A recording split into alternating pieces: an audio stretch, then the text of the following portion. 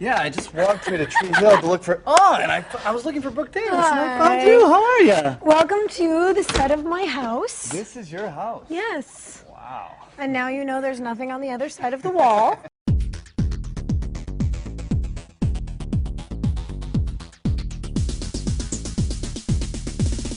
You and I were talking, last time we talked, you said this season we're going to dark places. Yeah. You're quoting you now.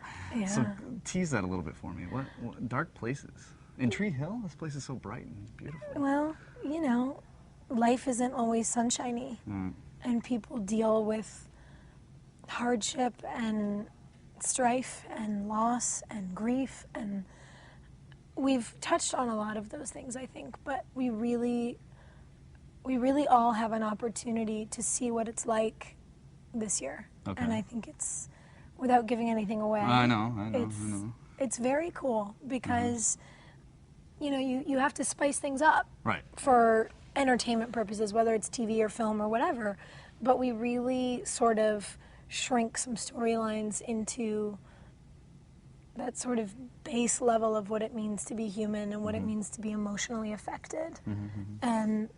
And what it is to grow up and encounter more things. Right. The older you get, the more things happen to you or to someone that you know. So it's more complex. Yeah. It's not just, and what you realize now that you guys are 4 years ahead, I think what a lot of people realize when they're not teenagers anymore, that life isn't just about them. No. Everything you do will have repercussions to the people that you love. Speaking of people that have been in your life in the past seasons, let me just throw a name out there. Owen. I like that smile. Joe Mango. We love Joe so much. Yeah. And yeah, it's good. You know, we lost Mango last year because of the strike, and he was doing another movie, and so we had to, you know, write Owen being afraid of the baby and the whole thing, and it was sad for us, and it was sad for him, and you know, I think he's going to try to get back in. Oh, good. I don't know if he's going to be able to. We'll see. You know, we'll see if he even shows up. I'm hearing he might, but who knows? For the, okay, I'm going to do this again, the Broen fans, Brooke and Owen. Yeah. You know, I can try to do that with you. Chase? Haven't heard from Chase, but you know, always got love for Chase. Yeah, exactly. I love my little Coletti. He's a good kid, and he's doing really well in his life right now. So that's very exciting. We all get to hang out when we're all home in LA.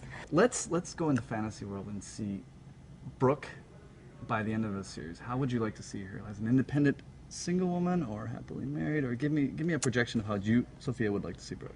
I think Brooke will have put her life and her family together, but I don't think it's going to be in the typical fairy tale storybook way. Right. It's not that sort of a thing that I see. Right. And who knows, maybe she'll, you know, meet some great new man and fall in love and they'll have a baby or whatever, but I really think that Brooke has had to take her entire life apart, and she definitely does that this season. She really knocks everything down and has to rebuild block by block.